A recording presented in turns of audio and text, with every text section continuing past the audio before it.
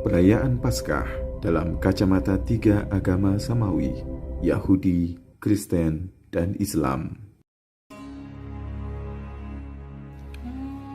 Jika kita mendengar kata Paskah, maka sebagian besar di antara kita mungkin akan berpikir bahwa Paskah adalah sebuah perayaan keagamaan yang khusus diperingati oleh mereka yang memeluk agama Kristen atau Nasrani. Sedikit di antara kita yang memahami bahwa ternyata penganut agama Yahudi juga merayakan Paskah.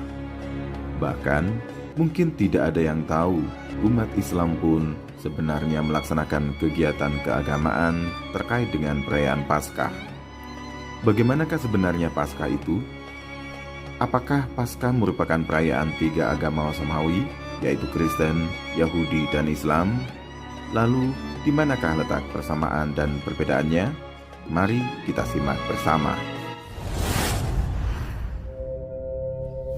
Paskah menurut agama Yahudi.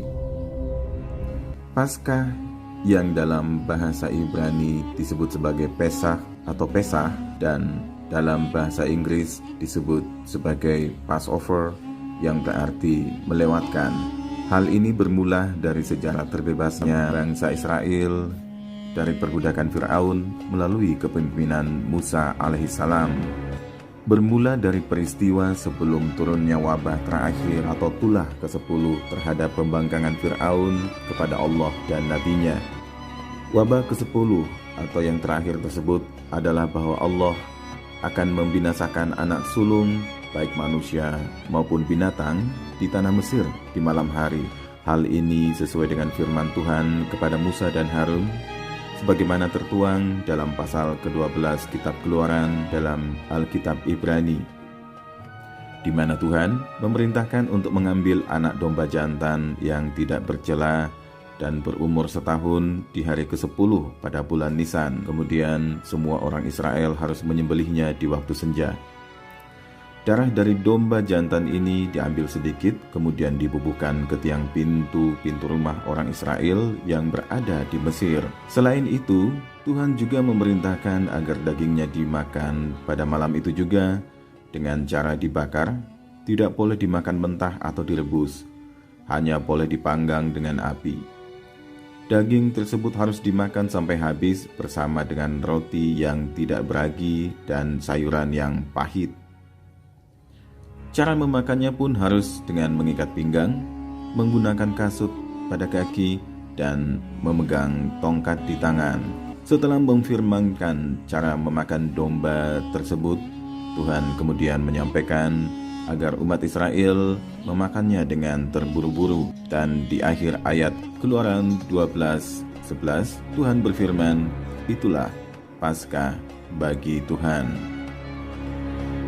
Di malam yang diceritakan itu, Tuhan menulahi rumah-rumah yang berada di Mesir. Semua rumah-rumah yang tidak diberi tanda berupa bubuhan darah domba di tiang pintunya, maka anak sulungnya, baik manusia atau binatang, akan mati pada malam itu juga, termasuk anak sulung dari Fir'aun sendiri.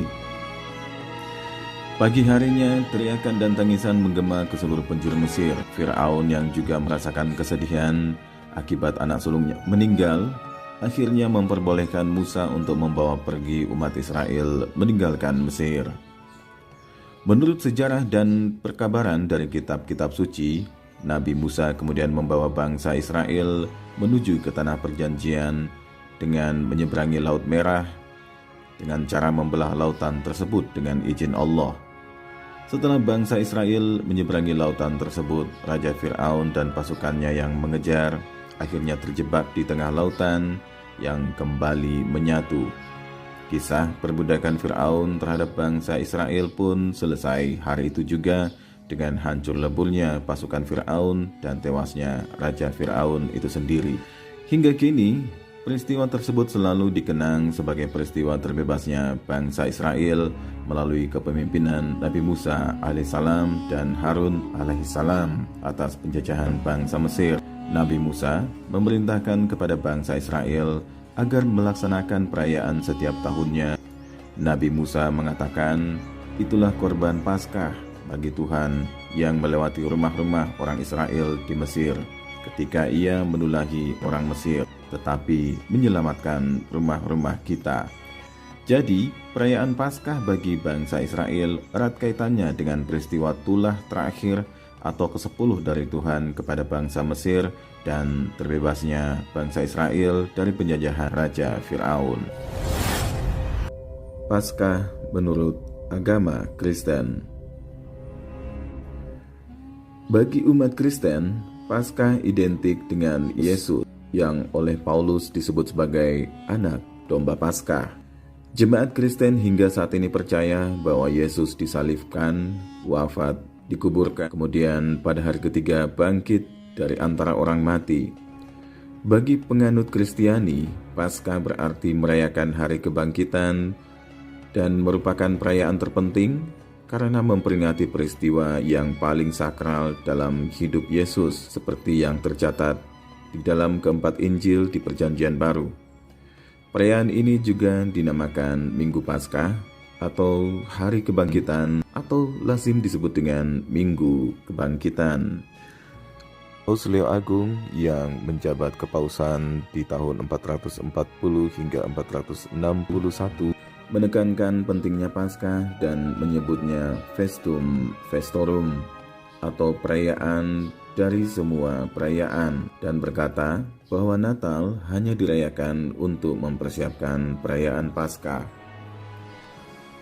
Menurut Injil Sinoptik atau Perjanjian Baru yang ditulis oleh Matius, Markus, dan Lukas, Paskah dalam kepercayaan Kristen menunjuk pada perjamuan kudus atau perjamuan malam terakhir atau perjamuan perpisahan antara Yesus dan ke-12 muridnya.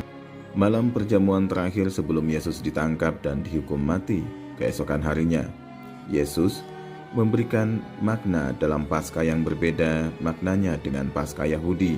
Dalam Paskah Yahudi, sebagaimana dijelaskan sebelumnya, korban Paskah berupa anak domba jantan digantikan oleh Yesus. Malam itu, Yesus memecah-mecah roti yang tak beragi dan membagikannya kepada murid-muridnya.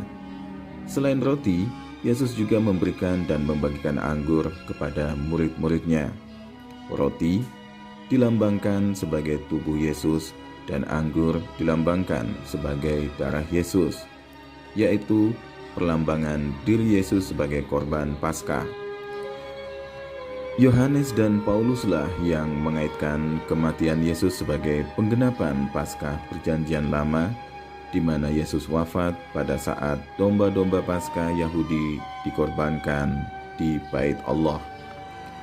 Peristiwa wafatnya Yesus kebetulan juga terjadi pada saat kaum Yahudi sedang merayakan hari Paskah menurut versi Yahudi. Hal ini dapat dibaca di Alkitab Perjanjian Baru seperti pada Lukas 22 ayat 1, Markus 14 ayat 1, Matius 26 ayat 2, dan Yohanes 13 ayat 1, di mana diceritakan bahwa pada saat itu adalah mendekati hari raya Paskah. Karena Paskah dirayakan oleh gereja-gereja Kristen dengan suatu sakramen Ekaristi atau perjamuan kudus, sakramen tersebut dapat pula disebut sebagai perjamuan Paskah Kristen atau perjamuan kudus Jumat Agung, yang berbeda dari perjamuan Paskah Yahudi. Banyak gereja Kristen saat ini merayakan perjamuan tersebut lebih dari sekali dalam setahun agar jemaat gereja selalu diingatkan akan peristiwa Paskah. Penganut Kristen terus merayakan Paskah, namun tidak lagi mengorbankan domba Paskah karena Yesus Kristus dianggap sebagai korban Paskah yang sejati. Berdasarkan Ensiklopedia Britannica yang dikutip oleh Merdeka.com, arti Paskah adalah kemenangan Yesus Kristus atas kematian. Paskah merupakan 3 hari setelah kematian Yesus di kayu salib. Dengan kata lain, kebangkitan Yesus Kristus berarti kehidupan kekal yang diberikan kepada umat manusia yang percaya kepadanya. Paskah menurut Islam. Dalam agama Islam, praktis tidak ditemukan satu catatan pun yang menyebutkan istilah Paskah atau Pasa sebagaimana dalam agama Yahudi maupun Kristen. Namun, jika dilihat dari sejarah bermula dirayakannya Paskah oleh penganut Yahudi, maka ditemukan sebuah sumber bahwa umat Islam juga sebenarnya merayakan Paskah atau Passover. Dalam agama Islam, perayaan terbebasnya bangsa Israel dari Mesir tidak disebut sebagai Paskah, melainkan Asyura, yang diperingati setiap tanggal 10 Muharram berdasarkan siklus penanggalan Hijriyah. Walau berbeda nama, namun hal yang mendasari peringatan hari Asyura ini adalah sama dengan hal yang mendasari peringatan Paskah bagi penganut agama Yahudi, yaitu sebagai peringatan terbebasnya bangsa Israel dari Mesir. Berdasarkan hadis yang diriwayatkan oleh Al-Bukhari dan Imam Muslim, disebutkan bahwa ketika Rasulullah Shallallahu Alaihi Wasallam telah berhijrah dan tiba di Madinah, beliau mendapati Yahudi Madinah berpuasa pada hari tersebut. Maka beliau bertanya kepada mereka. Hal ini sebagaimana dikisahkan oleh sahabat Abdullah ibnu Abbas radhiyallahu anhuma, bahwa Nabi Shallallahu Alaihi Wasallam ketika tiba di Madinah, beliau mendapati Yahudi berpuasa pada hari Asyura. Maka beliau bertanya kepada mereka, hari apakah ini yang kalian berpuasa padanya? Maka Yahudi tersebut menjawab, ini merupakan hari yang agung, yaitu pada hari tersebut Allah menyelamatkan Musa beserta kaumnya dan menenggelamkan Fir'aun bersama kaumnya. Maka Musa berpuasa pada hari tersebut dalam rangka bersyukur kepada Allah, maka kami pun berpuasa. Mendengarkan itu Rasulullah Shallallahu Alaihi Wasallam bersabda, kami lebih berhak terhadap Musa daripada kalian. Maka Rasulullah Shallallahu Alaihi Wasallam berpuasa pada hari tersebut dan memerintahkan para sahabat juga untuk berpuasa.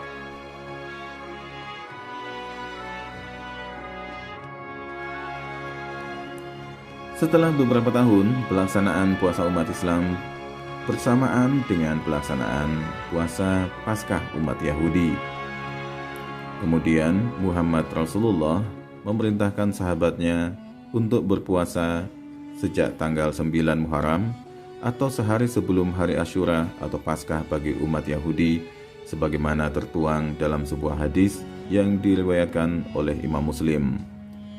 Ketika Rasulullah Shallallahu Alaihi Wasallam memerintahkan untuk puasa pada hari Asyura, para sahabat berkata, itu adalah hari yang diagungkan oleh orang-orang Yahudi dan Nasrani. Beliau kemudian bersabda, jika datang tahun depan, insya Allah kita akan berpuasa hari ke-9. Akan tetapi, beliau meninggal pada tahun tersebut. Sahabat, berdasarkan uraian yang telah dipaparkan sebelumnya, kita dapat simpulkan bahwa sebenarnya perayaan Paskah bagi umat Yahudi dan Kristen atau Asyura bagi umat Islam bermula dari peringatan dan kesyukuran kepada Tuhan semesta alam yang telah membebaskan bangsa Israel dari penjajahan dan penindasan bangsa Mesir. Demikian cerita kita kali ini. Jika Sobat Bumi merasa konten dan informasi ini bermanfaat, silahkan memberikan masukan dan komentar yang positif demi kebaikan kita bersama. Salam damai, salam sejahtera. Assalamualaikum.